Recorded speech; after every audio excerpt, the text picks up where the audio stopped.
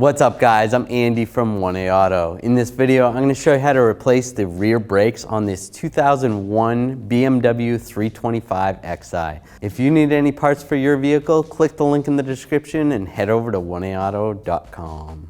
I'm going to loosen up these lug bolts. I'm going to use a 17mm socket and a breaker bar. Now I'm going to raise and support the vehicle. We're using a 2-post lift. If you're doing this at your house, you can use a jack and jack stands. Now I'm going to take the 17mm socket and an extension just to take the lug bolts out. Now when I go to take the last one out, I am going to hold the wheel so that the wheel doesn't fall. Take that one out, set it aside, and grab the wheel. And shake it off. I want to pull this brake warning sensor out. This vehicle only has it on the passenger rear and then also on the driver's front. Certain vehicles may be different. So there's a little retainer right here that goes over the bleeder screw. You can just take some needle nose pliers and try to get this off. Slide that out, just like that. Take the needle nose pliers, just grab it right here. Grab the sensor and pull it out. The clip actually stayed in there, so I'm just going to pull the clip out. If you're going to reuse this sensor, you put the clip back on. Generally, when you're replacing brakes, you're going to replace this sensor as well. But if you have to reuse it, you can. I'm going to remove this spring right here. This holds the caliper onto the bracket. It just keeps it from rattling around. I'm just going to use some large pliers. Squeeze right here and then a screwdriver. I can pry this out. There's a couple different ways you can do this. And slide it out. It is a good idea to replace this when you're doing brakes, but we're going to reuse ours. All right, now from underneath, there's these covers that go on the caliper. Just take these covers off. Sometimes you need a little pocket screwdriver. Just get in behind there. Pry those out. Those just keep the weather environment out of the bolts so they don't corrode. Then I'm going to take a 7mm hex socket and a ratchet. I'm going to take these bolts out.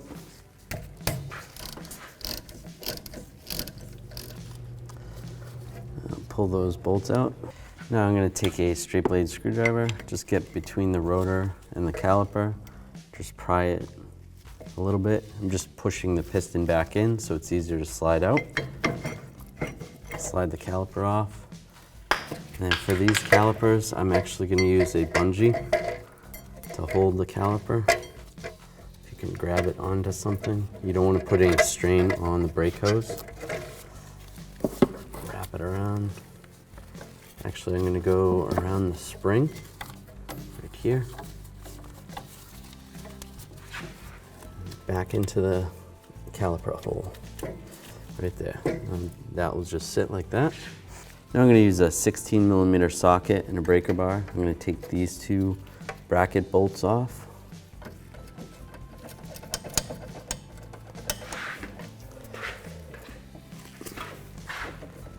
Loosen those up. All right, that one's loose. Then I'll switch to a ratchet using the 16mm socket. Take the bolts out.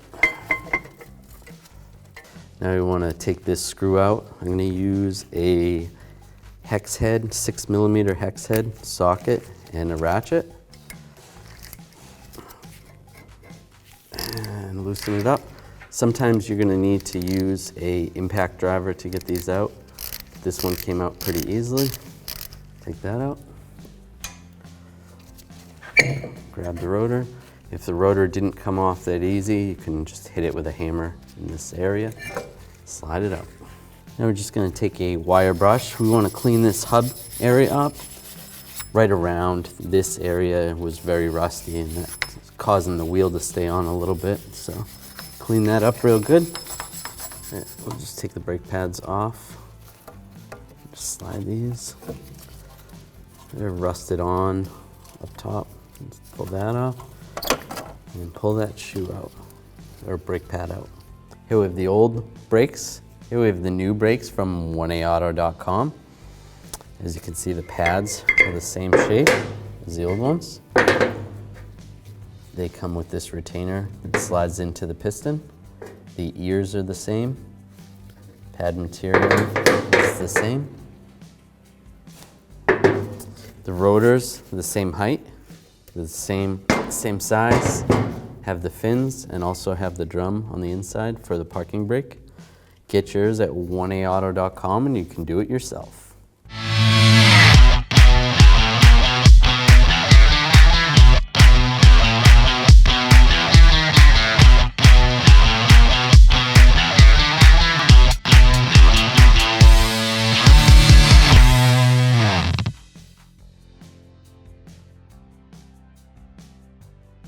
All right, now we're gonna clean up this brake caliper bracket. We wanna clean the areas right here and right in there. Be careful not to use anything too abrasive. We're just gonna use a wire brush, clean some of the rust off. We'll do the same on this side. All right, so those are cleaned up good. Now we're gonna move on to these slides. These slides are a little different. They thread into the bracket, but the caliper is what they slide on. So we'll take these, clean these up. Just take some brake parts cleaner.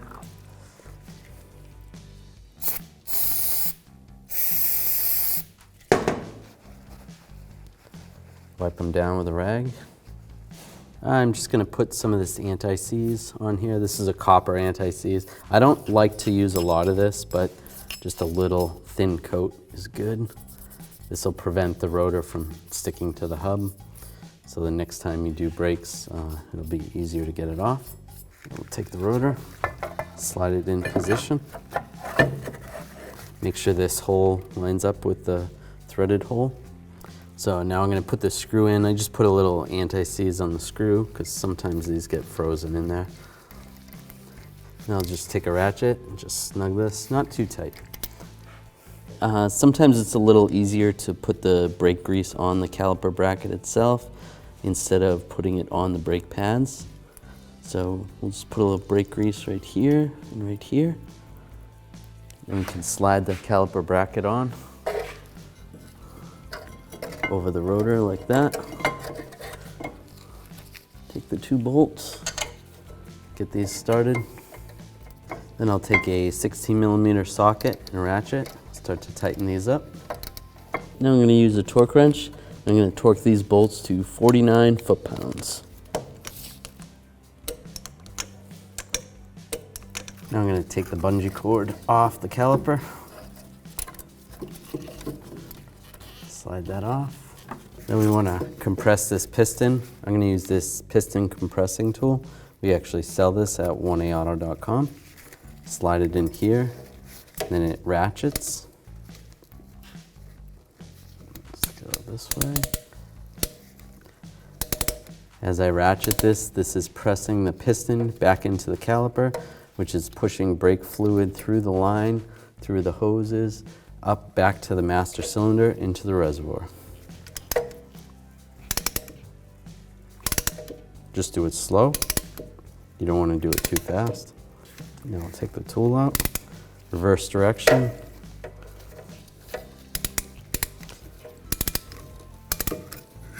Slide the tool out, and the caliper piston is back in there.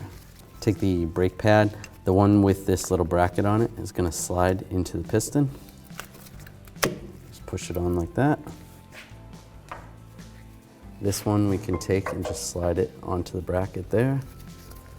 And then take the whole caliper and just slide it in position. Now we're going to install the pins, the slide pins that hold the caliper on. I'm just going to use a little brake grease on these.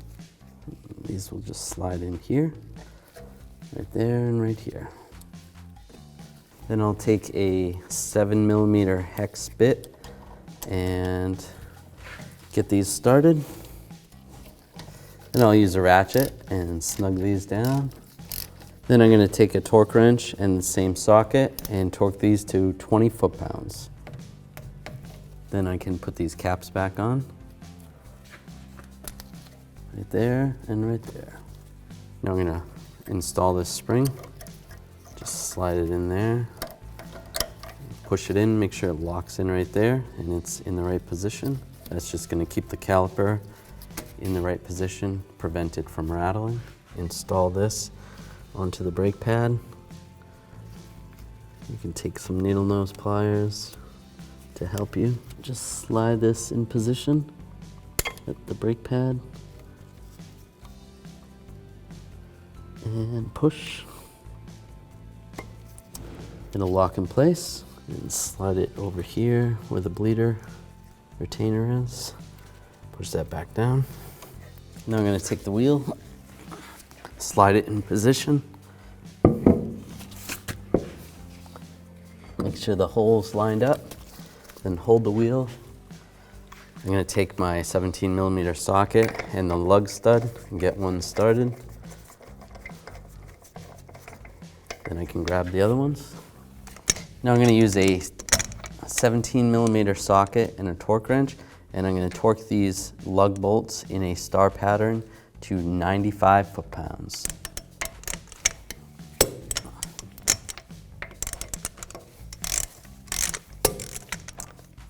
Go right around again, just make sure everything's tight.